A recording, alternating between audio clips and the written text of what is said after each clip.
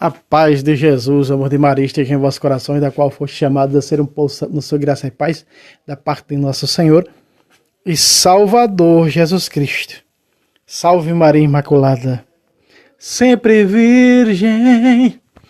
Meus queridos amados irmãos e irmãs, sejam todos bem-vindos aos nossos canais. Eu estou gravando vídeo atrás um do outro, por isso vocês estão vendo aqui uma camisa só. Às vezes troco para mudar, mas o que importa é o que você vê, essas cores, né? Ao redor do vídeo. Que é o que faz agora definir o vídeo, né? Para não não embananar o vídeo. Muito bem. Meus irmãos, lá embaixo, veja só, vamos ler comigo, contribua com esse apostolado, lá embaixo, olha só. Contribua com esse apostolado. pixtabeira634@gmail.com, no nome da minha esposa Maria Juliana. Nos ajude, faça doação. Continue doando, você que doa, muito obrigado, você que doa todos os meses, conte com nossas orações. E você que ainda não doou, faça sua doação. Nos ajude. Agora que eu estou gravando esse vídeo, veja, eu estou gravando esse vídeo no mês mariano. Teve que abastecer, né? Já foi de pessoas que nos doaram a moto. Teve que encher o tanque da moto para a gente fazer várias. Tem até um vídeo no canal da minha esposa pregando, né? No mês mariano, a gente está indo para as casas, levar o evangelho, levar a doutrina da igreja e rezar o texto com as famílias. E é graças isso acontece a vocês que contribuem com este apostolado, que a gente coloca a gasolina na moto. Pessoas sendo salvas que você nem sabe. Você que está contribuindo para a salvação delas. Muito bem. Veja só. Hoje eu quero trazer aqui, eu quero um herege. Eu assisti um debate de um católico com um protestante. E esse protestante herege disse que quando Paulo rezou por Onesífero, aqui está, Onesífero, eles nunca aprendem a chamar o nome desse cara. Onesífero não estava morto. Estava sim. Não só a Bíblia prova, como também o contexto tradicional bíblico prova que ele tinha sido martirizado. Santo Onesífero foi bispo e mártir. Certo? E tem o dia de Santo Onesífero no calendário da igreja. Veja só, esse é bem conhecido, né? Santo Onesífero. Que Onesífero? É Onesífero. Vamos lá, versículo 16, 2 Timóteo 1,16. Vamos ver, vamos continuar lendo para você ver. O Senhor conceda sua misericórdia à casa de Onesífero, que muitas vezes me reconfortou. Veja que tudo vai falando no passado, ó. Que muitas vezes me reconfortou. Está falando coisas do passado, está lembrando? Quando Paulo fica sabendo que ele foi martirizado, e ele faz isso aqui. Primeiro ele ora pela família de Onesífero. Veja que aparece: o Senhor conceda sua misericórdia à casa de Onesífero, a família dele. É o lamento de Paulo, é os pêsames de Paulo, é as condolências de Paulo para com a família de Onesífero que tinha sido assassinado. Que muitas vezes, verbo no passado, que muitas vezes me reconfortou e não se envergonhou das minhas cadeias. Veja aí, exatamente que foi outro conhecido por Paulo na prisão, evangelizado por Paulo na prisão. Veja aí, é a própria Bíblia falando. Os protestantes passam por cima de tudo isso aqui para dizer asneiras e para dizer que não tem oração pelos mortos na Bíblia. Paulo orou por este homem, Paulo orou pela família dele aqui no versículo 16, e Paulo vai orar por ele. E ele já estava morto quando Paulo orou por ele. De amarelo, verso 17. Pelo contrário, quando veio a Roma, procurou-me com solicitude e me encontrou. Veja só. Agora vem o 18. Quebra as pernas dos hereges. O Senhor, veja só, a oração de Paulo por ele, que já estava morto, viu? Presta atenção. O Senhor lhe conceda a graça de obter misericórdia junto do Senhor. Paulo está orando, ele já estava morto.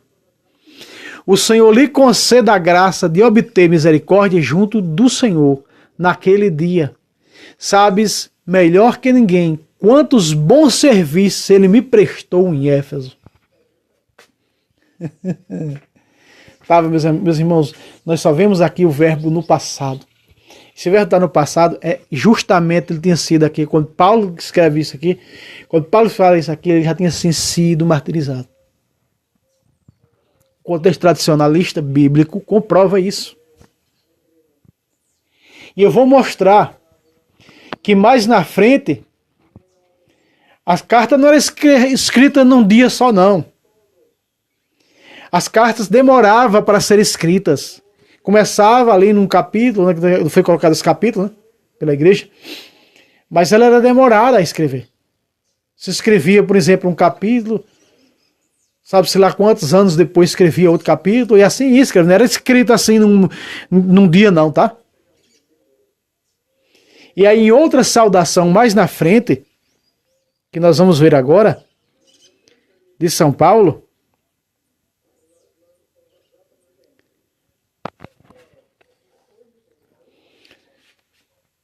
lá na frente, São Paulo já não lembra mais Onesífero. Mas essa a família dele que lembrou aqui. Ó. O Senhor conceda a sua misericórdia à casa dele, a família dele. Rezou pelos vivos da família e rezou pelo morto. Oração de São Paulo pelos mortos. Protestante persegue e diz que não estava morto. Mas eu vou mostrar que ele estava morto sim, porque São Paulo vai recordar dele, não dele, mas apenas da família dele, porque ele já não estava mais entre nós. Olha isso. Meus irmãos, aqui é matando a cobra e mostrando a bicha morta, não tem conversa não. Você viu isso aí comigo? No capítulo 1. Capítulo 1 de 2 Timóteo, versículo 16 e 18. Agora nós estamos no capítulo 4. Aqui, ó. Capítulo 4 de 2 Timóteo, capítulo 4. Anos e anos depois. Anos e anos depois. Pega aí, puxa na internet, dê um Google aí, você vai ver quantos anos levou São Paulo. Nem era São Paulo, mas era seu secretário. Levaram para escrever a segunda carta a Timóteo. Você vai ver. Anos e anos. Anos e anos mais tarde, lá você viu no capítulo 1, quando São Paulo ficou sabendo da morte dele. E aqui São Paulo, na saudação que faz, não é? No fim da carta, no capítulo 4, versículo 19, olha o que São Paulo diz. Ponga lá a lupa. Pare la oreja. Dê um zoom. Vê lo que vem. Agora. 19 aqui embaixo. Sauda Priscila e Áquila. Priscila na Itália. Prisca na Ásia. Áquila era seu marido. E agora? E a família de Onesífero. Agora. Pacata. Aí está. Mas, irmão Fábio, e daí, meus irmãos? Se Onesífero tivesse vivo, sauda-te, era assim a saudação, presta atenção, sauda-te Onesífero e sua família. Não, sauda, né? Sauda a família de Onesífero. Ele já tinha sido morto, ó.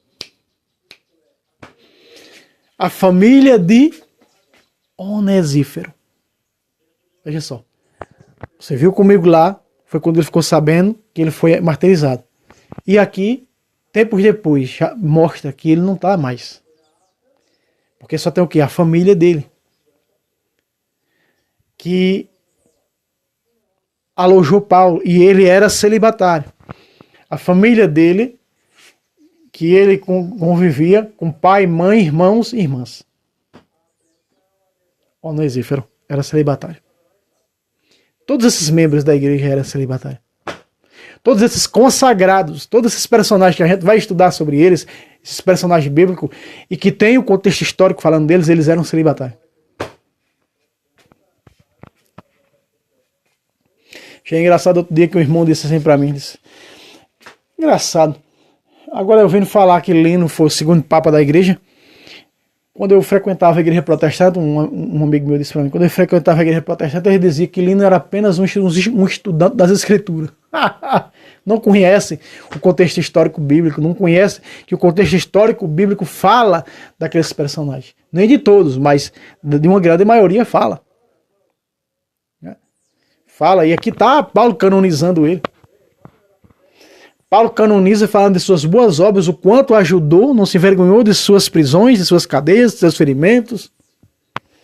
Quer em Roma, quer em Éfeso. E agora, Paulo está dizendo a família do santo Onesífero. Meus irmãos, é matando a cobra e mostrando ela morta. Tá aí. A prova aqui, ó. Que ele tinha sido sim